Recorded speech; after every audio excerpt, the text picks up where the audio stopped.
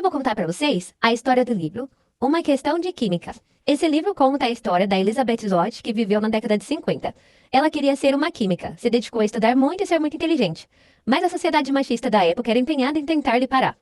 Ela tentou fazer faculdade, mas antes que pudesse concluir o curso, não se permitiu ser estuprada e foi impedida a terminar o curso. O homem que fez isso acontecer era muito importante no local e ela enfiou um lápis nele. Depois disso, ela não teve mais chuva de proposta de trabalho. Apenas em um foi aceita como única química do local. As demais mulheres ali eram secretárias ou mulheres que tentaram ser química e lhe deram apenas a opção de ficar em algum cargo para aguardar uma possível promoção que nunca viria. E elas desistiam. Certa vez, uma das pesquisas feitas por Elizabeth atraiu para o instituto um investidor muito rico. E ele chegou dizendo que estava interessado na pesquisa do Sr. Zott. Ele não sabia que Zott era o sobrenome da senhorita Elizabeth. Então, o superior do instituto não deixou de receber o valor investido, mas omitiu que era de uma mulher ao nome Zott. Mais tarde, ela descobriu sobre esse investidor, sendo acusada de se passar por homem para ser financiado. Elizabeth no instituto, de forma bem desafortunada, conheceu Calvin Evans, que assim como ela, era um químico, mas por ser homem, era famoso e com diversas pesquisas e ofertas de emprego. Eles começaram a se relacionar de forma amorosa e começaram a morar juntos. Tinham um cachorro muito esperto e era natural que se casassem, mas Elizabeth não aceitou o pedido.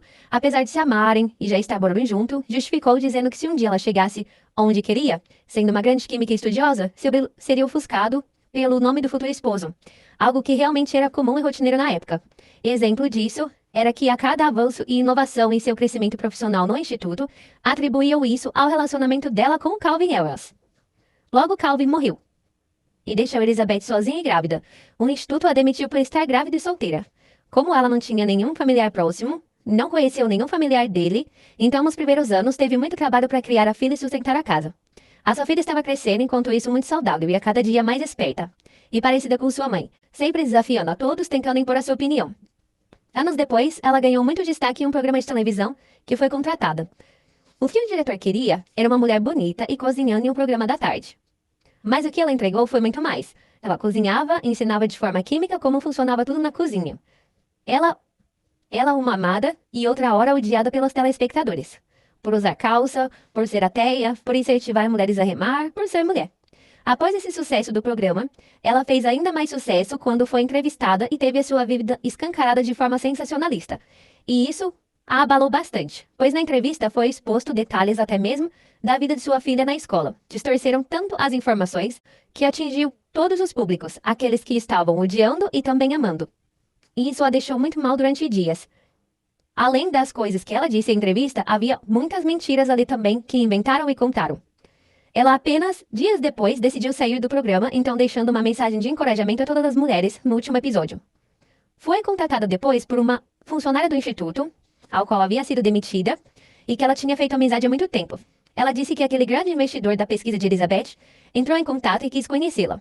Nessa reunião, ela conheceu quem era o investidor real de sua pesquisa. O Sr. Donat, O Sr. Donat foi demitido e ela contratada como chefe do departamento de química do Instituto Hastings. O Sr. Wilson, que era o tal investidor, e a Sra. Avery Parker, que era a investidora, compraram o instituto e revelaram que a Sra. Avery era, na verdade, a mãe biológica de Calvin. Era rica e teve Calvin muito nova. Disseram a ela que ele havia nascido morto.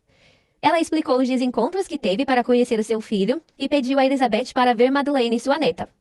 Wilson, na verdade, era seu advogado, pois ela, como mulher, não podia nem mesmo assinar um cheque naquela época.